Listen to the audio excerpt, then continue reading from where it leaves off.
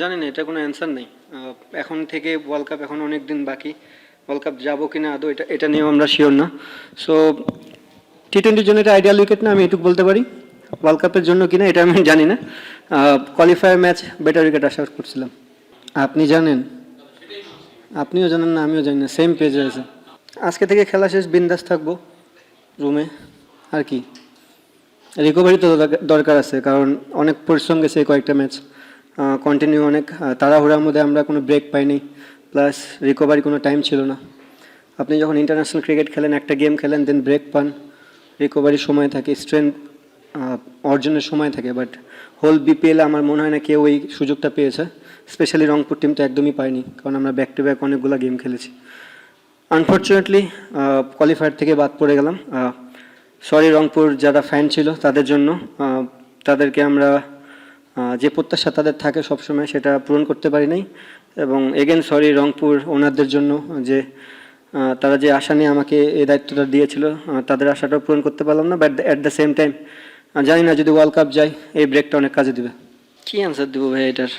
Tough দেখে দুইটা টিমই তো স্ট্রাগল করছে, এমন না যে ওরা 10 ওভারে গেম জিতছে, লাস্ট বলে যায় গেম জিতছে এবং 6 রান লাগতো, তার মানে বোঝাই যাচ্ছে যে উইকেটটা টাফ। অবভিয়াসলি নতুন বলটা অনেক চ্যালেঞ্জিং ছিল, আমরা ওখানে আর্লি উইকেট পড়াতে কিছু ব্যাকফুটে চলে গেছি, বাট স্টিল আমাদের মনে হয় রিয়াদ ভাই এবং খুশদিল খুব ভালো ব্যাটিং করতেছিল, বা সোহান ভাইও যদি ওখান থেকে আরেকটু বড় করে দিত, হয়তো বা রানটা 130 গেলে ডিফারেন্ট স্টোরি হলে হতে পারতো।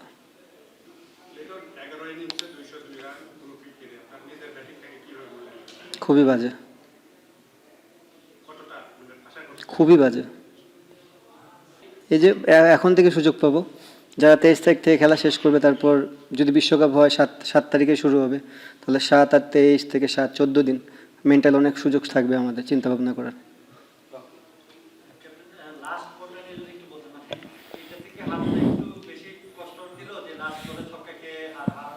না, লাস্ট বলে ছক্কা, সেম আমার নিদাস ট্রফির কথাটা মনে পড়ে গেছে, সেম কাভারের উপর দিয়ে 6। না ঠিক আছে, এটাই ক্রিকেট, এটাই এইভাবেই জীবন চলে, আপস অ্যান্ড ডাউনস থাকবেই। জিততে পারলে তো ভালো হতো, এখন পারি নাই, কিছু করার নেই। ফার্স্ট অফ অল আপনি যেটা বললেন যে টি-20 নিয়ে আমরা এখনও জানি না, ওয়ার্ল্ড কাপ নিয়ে, সো এটা প্রসঙ্গই বাদ। ক্রিকেটের জন্য আমার মনে হয় টি-20 ফরম্যাটটা, আমি বলবো না যে একদম আইডিয়াল না, বাট কোয়ালিফায়ার ম্যাচ আপনি তো মানে এমন একটা সিচুয়েশনে গেম খেলতেছেন, ডু আর ডাই, আপনি সম্পূর্ণ বলার ফেভারে দিয়ে গেলেন, তাহলে তো ক্রিকেটটা হলো না। আমার মনে হয় বেটার উইকেট বোর্ড টিমে আশা করছিল, ম্যাচ আমরা হারতাম সমস্যা নেই, বাট ক্রিকেটটা ক্রিকেটের মতন হলে মনে হয় একটু ভালো হতো। মানে সিচুয়েশনটা দেখেন ভাই, অনেক কিছুই লাইফে আইডিয়াল না, বাট সার্টেন টাইমে চলে আসলে ওটাকে গ্রহণ করে নিতে হবে। এই যে আমরা এতগুলো টি-20 ফরম্যাট খেললাম, ম্যাচ খেললাম বিপিএলই, এটাও তো আইডিয়াল না, বাট খেলতে তো হচ্ছে, এখন কি করবো বলেন? না, এটা কি অ্যান্সার দেবো?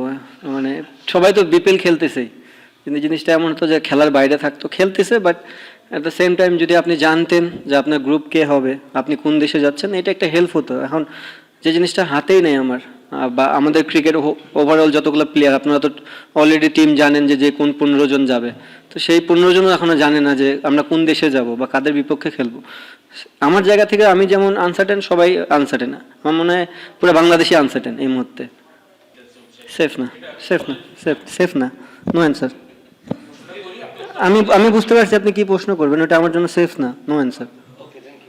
না অবশ্যই, আপনি যদি ওই যে 2 দিন আগে একটা প্রেসে মনে প্রশ্ন করছিল, পেন অ্যান্ড পেপারে আমরা অনেক ভালো টিম, তো ক্রিকেট পেন অ্যান্ড পেপারের থেকে ভালো আপনি 22 গজে কতখানি এক্সিকিউশন করতেছেন।